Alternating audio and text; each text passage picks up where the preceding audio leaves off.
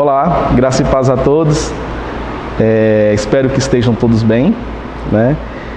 Foi-me passada a responsabilidade de gravar um vídeo, levar uma palavra a todos os irmãos.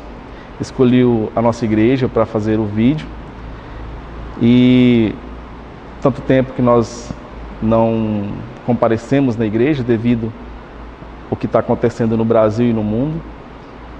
E quero refletir com vocês um pouco sobre a palavra de Deus nesse momento tão difícil que nós estamos enfrentando, né? A escolha da igreja foi por motivo, como tem muito tempo que nós não comparecemos ao templo, para ficar algo mais familiar a todos, né? E já que é um local onde nós reafirmamos, né, quase que diariamente a nossa comunhão como irmãos. E quero refletir um pouco com vocês sobre o Salmo 126, né, que é um consolo para os que choram. Uma mensagem muito pertinente ao momento que nós estamos enfrentando no Brasil e no mundo. E nunca é demais uma mensagem de reflexão, uma mensagem de consolo e uma mensagem de exortação ao povo de Deus, né? E o Salmo 126, ele retrata muito bem o que nós estamos passando hoje, né? O povo de Israel, cativeiro,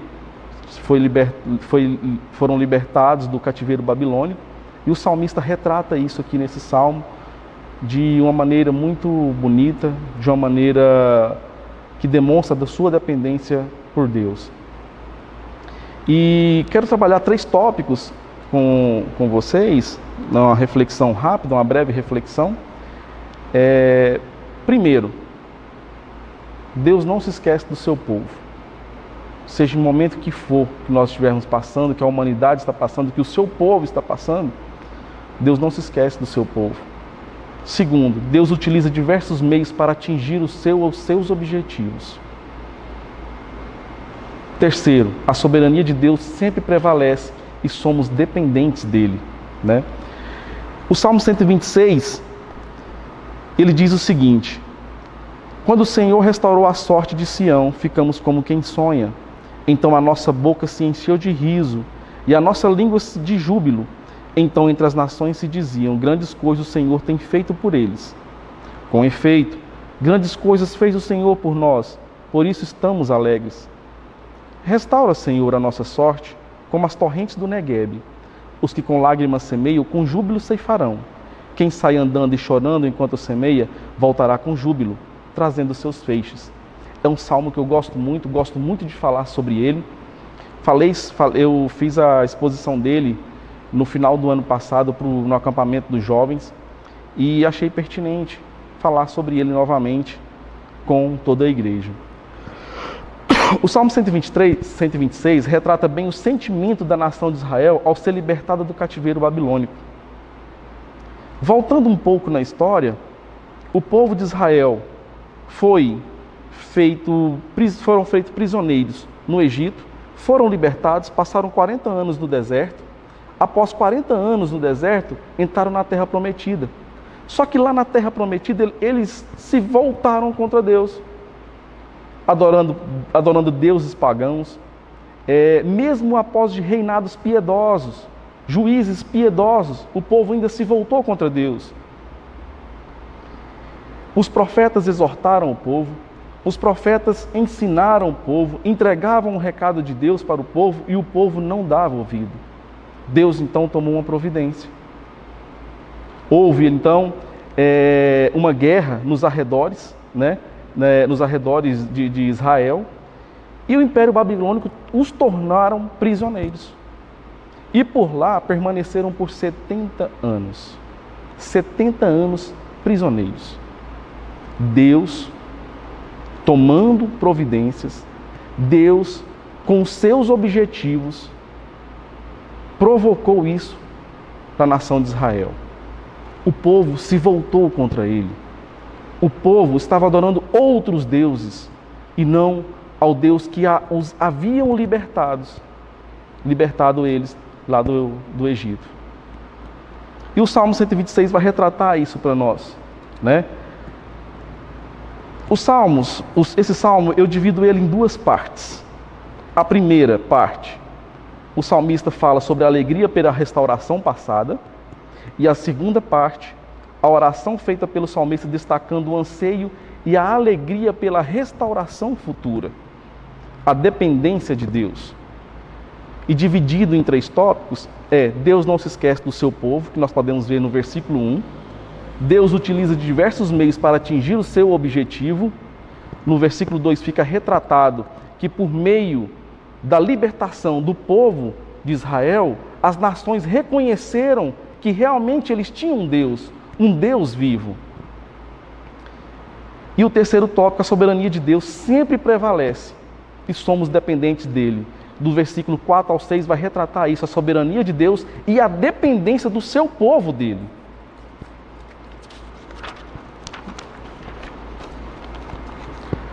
Deus não se esquece do seu povo. O versículo 1 diz: quando o Senhor restaurou a sorte de Sião. Quando o Senhor restaurou a sorte de Sião, restaurou a sorte. Restaurar, o que aconteceu? O que aconteceu quando o salmista quando ele diz isso? O que ele estava pensando quando ele diz: quando o Senhor restaurou a sorte de Sião? O povo ficou perplexo pela grandiosidade de Deus e pela intervenção de Deus ao mover o coração do rei Ciro.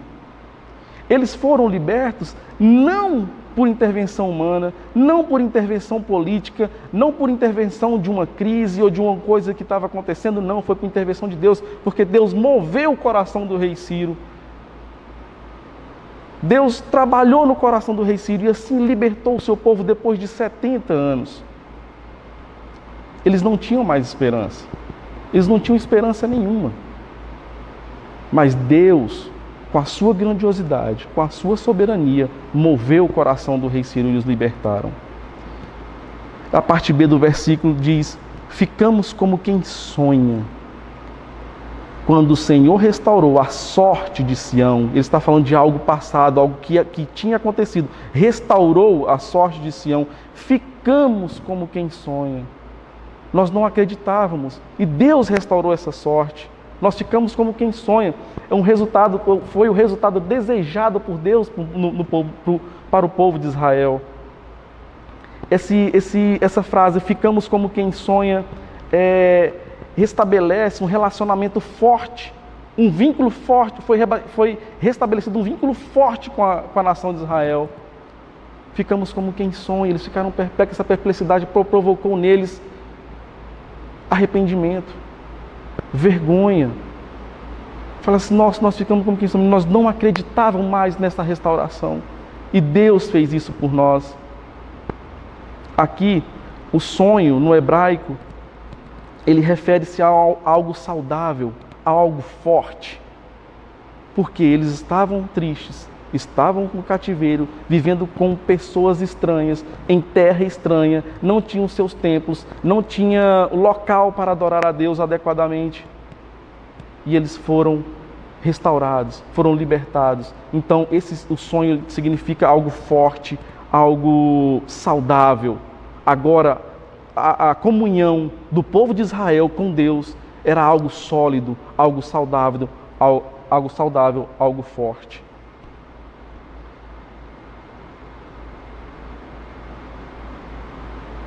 A você que está sofrendo, às vezes passando por algum sofrimento, né? Reconhecer, isso nos ensina a reconhecer as nossas falhas, reconhecer os nossos erros, né? E a partir do momento que reconhecemos esses erros, nós passamos a buscar andar nos caminhos do Senhor. O salmista retrata aqui o que eles estavam fazendo antes de irem para o cativeiro. Se viraram contra Deus, estavam pecando.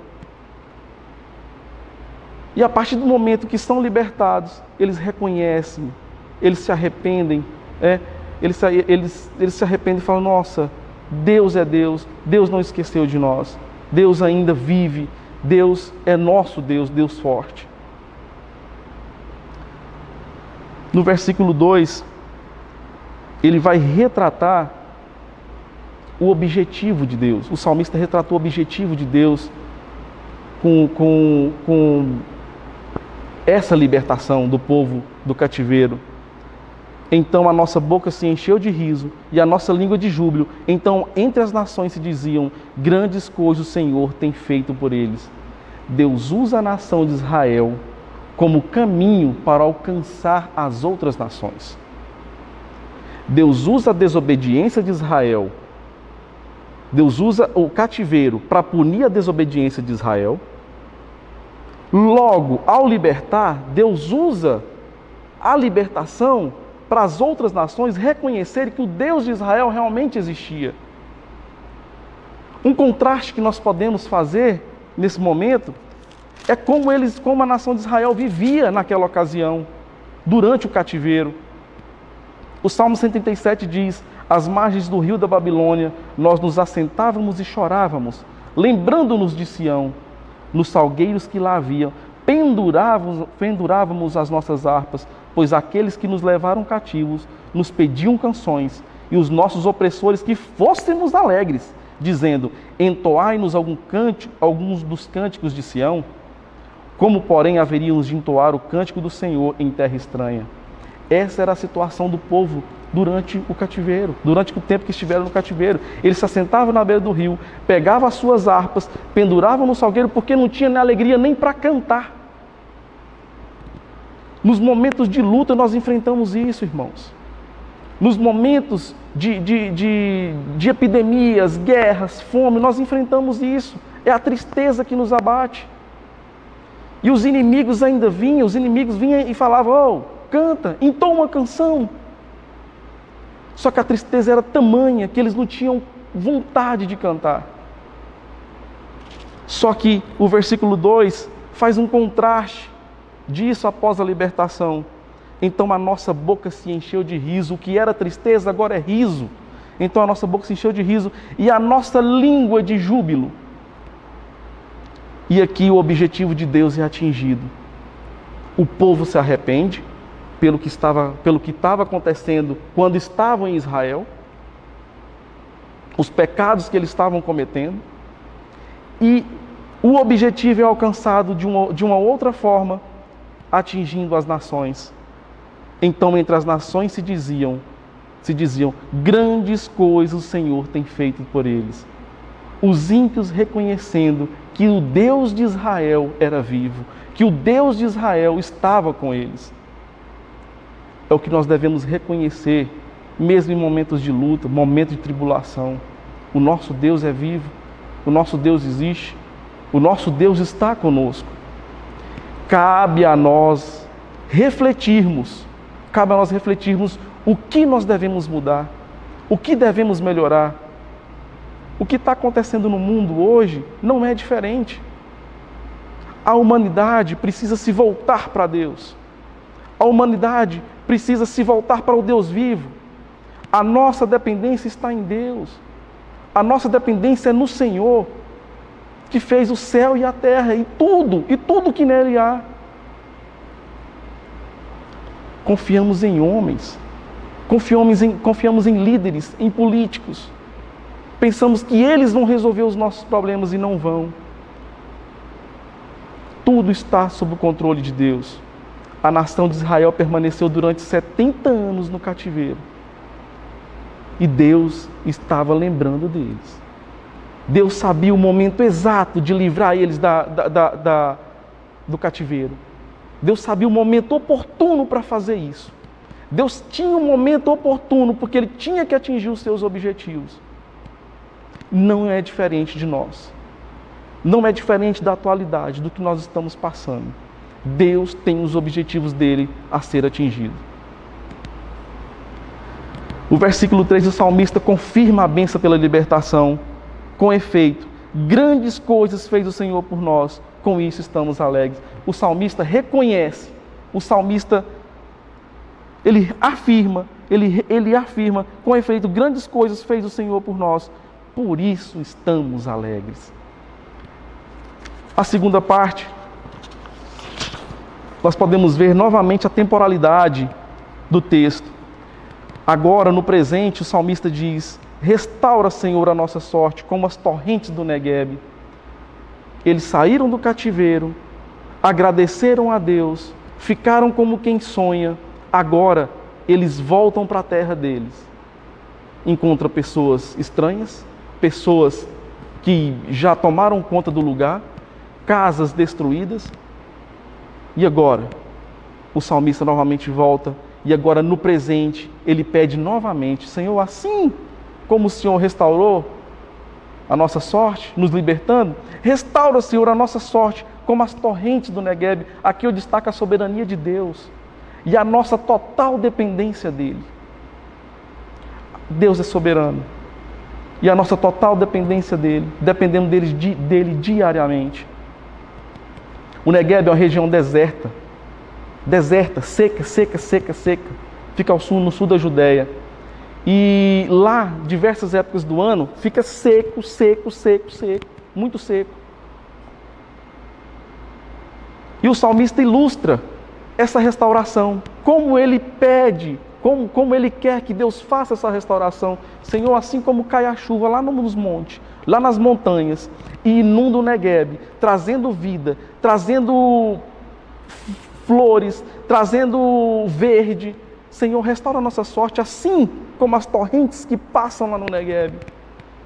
Porque nós voltamos para casa e agora estamos precisando do Senhor. Somos dependentes do Senhor. Não diferente da nossa atualidade. Senhor, restaura a nossa sorte. Restaura a nossa sorte, livra-nos do mal, livra-nos, Senhor Jesus, de tudo isso que estamos passando. Livra a humanidade disso, mas sempre reconhecendo que Deus é soberano e que Ele tem os seus objetivos. O salmista retrata isso aqui. Ele enfatiza sua total dependência de Deus para obter misericórdia, graça e a provisão para se restabelecerem. É o que nós devemos pedir nesse momento, irmãos. Estamos passando por momentos difíceis, por momentos muito difíceis, e nós precisamos que Deus nos dê graça, nos dê sabedoria para restabelecermos as nossas vidas após isso que vai passar, após o que a igreja está passando. Essa pós-quarentena não será fácil para nós, para as nossas famílias, para a igreja do Senhor. Isso é Deus mostrando que nós somos dependentes dEle e nós devemos nos voltar para Ele. O versículo 5 diz o seguinte: os que com lágrimas semeiam, com júbilo ceifarão. As lágrimas referem-se à alegria da restauração da aliança com Deus, o resultado do arrependimento de Israel. As lágrimas, eles iam arando a terra, eles iam plantando, e no mesmo momento que estavam arando, estavam jogando a semente, eles falavam: os que com lágrimas semeiam, semeando, os que com lágrimas semeiam, com júbilo ceifarão, confiados na promessa de Deus, confiados na fidelidade de Deus. Como está sendo a nossa vida missional? Como está sendo a nossa semeadura durante essa época de quarentena? Durante essa época de crise? Como estamos desenvolvendo a nossa vida cristã? Estamos semeando? Temos que semear para colhermos, e colhermos com júbilo. Os que com lágrimas semeiam, com júbilo ceifarão. A nossa dependência de Deus nos torna fiéis a Ele, humildes, entendedores dos seus propósitos, mesmo em tempos de lutas. A segunda parte, o salmista lembra da fidelidade de Deus. Os que com lágrimas semeiam, com júbilo ceifarão. Deus é fiel. Nós não devemos esquecer disso, que Deus é fiel. O versículo 6 diz: quem sai andando e chorando, enquanto semeia, voltará com júbilo, trazendo os seus feixes. O salmista se alegra, ficando como quem sonha. Aqui ele remete lá para o primeiro versículo. Quando o Senhor restaurou a sorte do Senhor, ficamos como quem sonha. No versículo 4, ele pede a restauração presente. E aqui ele confirma que Deus há de fazer essa restauração, que Deus há de ajudá-los. Quem sai andando e chorando enquanto semeia, voltará com júbilo, voltará. Quem sai andando, ele está confirmando. Ele está confiando na fidelidade de Deus. Ele está confiando no seu amor, na sua graça. Quem sai andando e chorando enquanto semeia, voltará com júbilo. Não é talvez voltará, é voltará com júbilo, trazendo os seus feixes. É a confiança no Senhor. Não confiamos, não devemos confiar em homens, não devemos confiar em líderes, devemos confiar no Senhor, devemos respeito a líderes, a leis, e devemos obedecê-los, mediante o que é tratado, mas a nossa dependência do Senhor, a nossa confiança plena é no Senhor Jesus, e a confiança que o salmista passa nesse último versículo. Quem sai andando e chorando, enquanto semeia, voltará com júbilo, trazendo seus feixes. Nesse contexto, o salmista, ele exorta os fiéis à paciência e à sabedoria. Ser obediente aos seus líderes e às autoridades. Nesse momento, devemos ser obedientes aos nossos líderes. Nesse momento, devemos ser obedientes às autoridades. Da mesma forma que o povo voltou para a sua terra, eles deveriam agora ser obedientes, tementes, dar testemunho de um povo diferente. O testemunho de um povo diferente seria essencial naquele momento. Um povo de Deus, um povo escolhido, um testemunho diferente seria essencial naquele momento. É o que nós devemos fazer agora. Darmos testemunho, orarmos, ajudarmos, fazermos a nossa parte social, a nossa parte missional. Para encerrar, eu afirmo como o salmista fez, com efeito, grandes coisas fez o Senhor por nós, e por isso estamos alegres.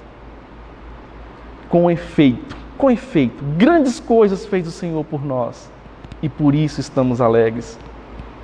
Esses são os motivos para vivermos alegres. Mesmo em meio às dificuldades, em meio a epidemias, guerra, fome, dilúvio, seja o que for, devemos viver felizes, porque grandes coisas o Senhor fez por nós e devemos ficar alegres. A aplicação que eu faço é: Deus não se esquece do seu povo. Deus é justo ao utilizar diversos meios para atingir os seus objetivos. Deus é transcendente, onisciente, onipresente. Deus é imanente. Deus sabe tudo e tudo vê. Tudo está no seu controle. Deus nos mostra que a humanidade está sob o seu comando. Deus nos ensina que somos totalmente dependentes dEle. E a você, que ainda não reconheceu a Cristo como seu único Salvador, que não deposita essa dependência nele, confesse seus pecados, arrependa-se, e Deus, no momento oportuno, lhe trará alívio, e Deus vai te libertar, assim como fez o povo que estava no cativeiro.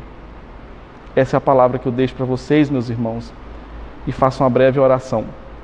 Deus, obrigado por mais essa oportunidade de aprender mais um pouco da Tua Palavra, aprender mais um pouco, Senhor Jesus, do Teu Evangelho.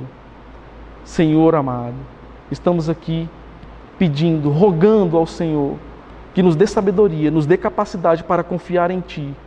Assim como o povo de Israel confiou no Senhor ao voltar para a terra prometida, nós queremos, Senhor Jesus, sabedoria para confiarmos em Ti.